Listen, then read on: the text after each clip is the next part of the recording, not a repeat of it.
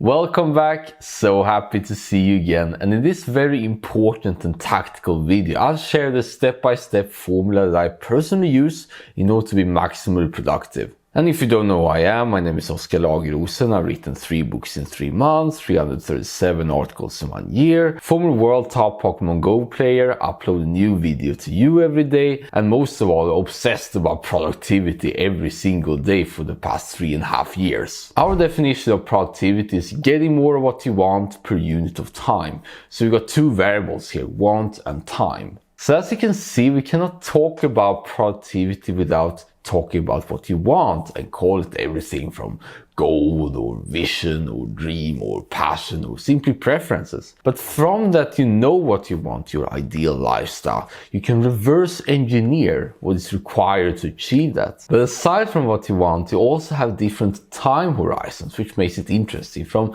seconds to minutes to hours to days to weeks to months and years and ultimately decades and longer than that. And if you think that you will stick around for longer than a decade, which of course I assume you will, then you should think long term and make sure that all the other time scales are aligned to that. And by planning for the long term, we open up a lot of possibilities. Like all these get rich quick promises, they vanish completely because we are focusing on building an empire that might take some time to build in the beginning, but pay off immensely in form of brand and all stuff like that. And Alex Hormozi, which is one of the most productive people on the planet, says that the wealthiest people think in decades, not days. So now that we know what productivity is and also the want and time, we can describe the general steps. First off, know what you want now and in the long term. You don't need to visualize it in vivid detail, but just ask yourself what you'd like to do at the moment and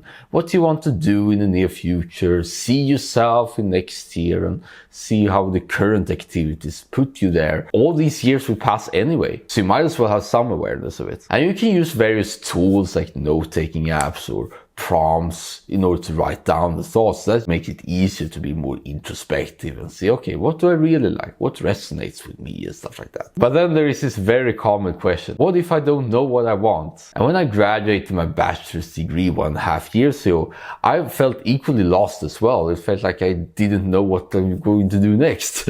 What I did is I simply wrote down what I wanted to do, like what activities I found enjoyable and stuff like that. I went through this exercise, and it doesn't need to be perfect at all, just be directionally correct, in which you try stuff out and then you see what's working and what you don't like or so forth. And I continue to do that over the next 1.5 year, and the end result has been quite amazing. So that's something that you can trust yourself upon. And then after a while, you can lean in more and more towards one particular activity, which we'll come back to next. But then we have the other objection, which is I cannot predict the future. Indeed, that's very true.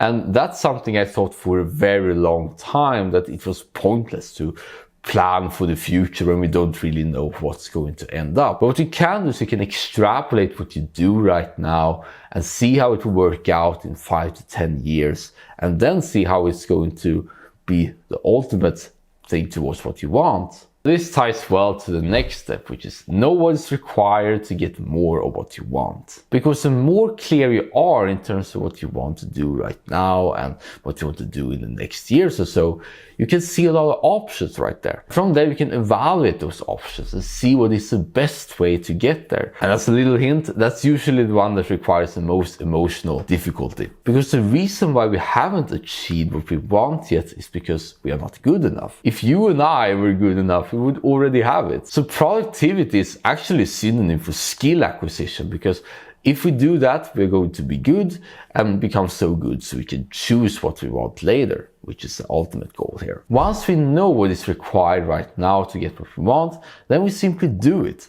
And more importantly, don't do anything else. In order to be skilled, we need to practice. And whether we are a musician or playing sports, being an entrepreneur, we need to put in the volume. We need to put in the time. We need to put in and build the experience that will propel us forward. And the more we can cut out time and attention from what we don't like, or more likely don't like as much as our main thing, the faster we will get there. But then you probably say, but I don't want to spend my time doing one thing. I want to also spend my time with friends and watch a game and build family and stuff like that. You see what he did there? I want to also spend time with X. Productivity is getting more of all of these. It's all coming down to what you want again. All of these combined, like I want to do this, but I also want to spend time with that. That is what you're optimizing for. As long as you get what you want, that's the goal of productivity. And this is why you can't compare people and their productivity, because you're optimizing for different things. One might be optimizing for a particular lifestyle, while the other one goes all in on one thing. And of course, they'll be achieving different results, but ultimately it comes again to what you want. So the more you know what you want, you have an easier time not comparing to anyone else, because you're on the single game. And since we think long term here when it comes to doing the things over and over again, we want to do it in a sustainable way. We want to get the necessary exercise, get the necessary diet, get the sleep in order, plus all you want. And you can also use downtime actually to do some kind of slow burn. Have a particular note-taking app where you can write down ideas and journaling in order to work on your favorite problems all the time in some kind of a back burner fashion. And I personally do this on my walks, and I have my YouTube ideas to add to them every day. So when I do work on them, it's not a heavy lift anymore. Like I have these pieces of Lego blocks, I can simply do them all together. A more efficient way of working, called it that. But let's call anything you don't want, or not necessarily to get what you want, a distraction. We can talk in the micro level, which is friction, confusion, bad habits, stuff like that,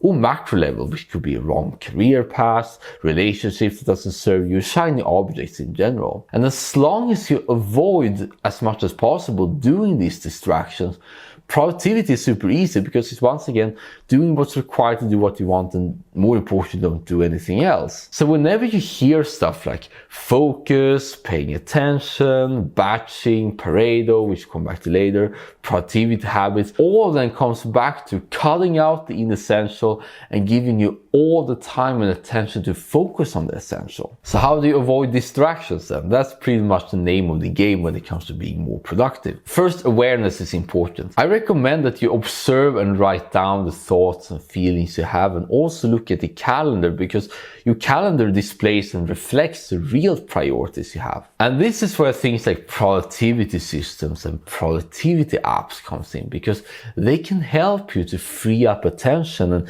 give you more perspective on what you're doing right now, so you don't need to remember stuff like in your head. You don't need to have all the discussions going around in the head. I made a whole video about how you can build your unique and your own productivity system, because that's important. It needs to be personal, it needs to be tailored, and you need to use it. But the general premise when it comes to productivity system is that you write things down somewhere and you know when to check it. Like for instance, having a calendar, having a task manager for stuff that needs to be done, note-taking apps for general information, and a lot of some other tools if you feel like you need them. That's pretty much the essence of a productivity system. As you do this, you know more and more in how you spend your time. And again, coming back to what you want, and also in the long term, that you see, okay, this is what I'm doing, and what do I need to change in order to get what I want in the long term. And often this check and this realization is enough to know what to do next, but most often it's not. And you might have noticed throughout the video that I've not talked about mental health yet. To make behavior change, we have to address our psychology, ourselves, and our emotions, because I think we all deep down know what to do. We know our dreams, stuff like that. That's not the issue. The issue is more when it comes to things like losing weight, go to gym, having that hard conversation. We still not do it. We are still incapable of doing what we know is right for some reason. Here's something I really want to point out to you. No productivity system, no productivity tool or hack can ever solve this problem, because it goes way deeper than that. It has to be addressed at the emotional level. So let's talk about it now. When it comes to feelings and how we perceive the world, I found out over the years, and also read a ton of research about it, that there are two components. First, we have the sensations itself, like what I'm feeling in my hand, what I'm feeling in my face, my feet, and stuff like that, the general affect. And then we have our interpretation, whether it's good or bad. And while it's much harder to influence the first one, like for instance health and how we feel at a given moment, we have a much better time influencing how we think about it. And if you ever heard about things like comfort zone, is that we want certain sensations and not others. But as you've seen in every success story and all this motivational advice out there, it's all about redefining and reformulating this interpretation, called it that. Like, courage is acting despite of fear, and action cures fear, and voluntary discomfort like cold exposure and all kind of stuff. You can be more familiar with what you feel, whether it's irritation, feeling tired, or existentially confused. Food is a very good example for this. Like, imagine that you absolutely did not like a certain food. In my case, it was oatmeal. When I was a child, I absolutely could not eat oatmeal at all. But now I eat oatmeal every day because I learned to associate that texture and become familiar with it. And the same goes when it comes to our sensations within us, that we see, okay, what's going on at the moment, and instead of running away from these, you want to observe them. You want to see what muscles are contracting, and then be able to have a more general sense of what you feel at the moment, and ultimately gain control of them. This is why I talk about stuff like how does it feel in your throat and stuff like that, because that's how you ultimately end up discovering when you pay more attention to what you feel. And then importantly, love this feeling. Whenever you feel something negative, it feels like you're in the right path, because you're growing, you're stepping out of this comfort zone, and you're ultimately learning. If it wasn't discomfortable, then there would be no reason to rewire your brain. There has to be a reason in order for it. This is neuroplasticity, finest level, that you need to see everything what's wrong and then ultimately reinforce the best behavior out of it. And what's also beautiful about this, that if you want to be more aware, if you want to have more attention towards what you want, the fastest thing you can do it is to no longer run away, try to escape from what is, whether we call the situation, or more importantly, what you feel internally. Because when you try to escape, it's often that we are in our own thoughts, in our own heads, and not being present or in the flow state, called it that. But when we do the opposite, when we are in the moment, and when we are seeing the more discomforts aspect of ourselves, then we find ourselves more and more in this flowy sensation, this flow state as I talk about. And this is very huge, this is very important, because time and attention is the two factors that all of us have. So the more negative feelings we can endure and and see that it fuels us, the more attention we'll gain, because we are not hiding from it, if that makes sense. And to really hit this home, I want to open up about my childhood for a moment, because as I said in multiple videos, I was very fearful. I absolutely did not want to do anything else, like for instance engage in conflict or learn a particular physical skill and stuff like that. I was mostly in my own world, and that could be because of autism and stuff like that, but I was pretty much having a world that was shrunk. I had my own chains that I didn't even know what was there. I was acting in the most stilted fashion, and I didn't really know how to engage with people because it literally did not exist for me. I was in a very tiny awareness, called it that. The most insidious thing is that I thought I already figured it out. I thought I was like the master of the whole thing, but I think if you traveled back like 15 years ago, 20 years ago, or more likely 10 years ago, and saw me back then, you would probably see that I had quite large deficiencies in terms of like social interactions, stuff like that. So these are these blind spots that I still today want to eliminate at all costs. So it's very, as you can hear, a very passionate subject of mine, how to elevate your attention and see what you're currently doing, that you previously did not see what you're doing, and then ultimately change it. But after my childhood, I come to challenge myself. Pokemon Go was largely responsible for that. From getting out to the cold 6 hours a day, managing and tolerating and even liking multiple stress situations, being better at coordination, stuff like that, and also being able to social interaction. That's a very important feature of this gameplay. And then failures, trying again and again without seeing the results. All this helped me step out from the comfort zone and never quit because of that. And that's my intention too, to live outside my comfort zone and rapidly expand it. But other than the emotion itself, they often arise because we deem a specific event as negative. Let's call it failure, let's call it insecurity, insecurity, not confidence, stuff like that. When it comes to learning, it's ultimately the errors and the small failures, called it that we learn from. The trick is when you separate yourself from the failure, let's say, okay, I did something, it was a mistake, but it does not mean at all that I'm a mistake, because I can learn from it. That's the unlocking key. Our self-image does not depend on our mistakes and failures. So I think once you internalize how the feelings are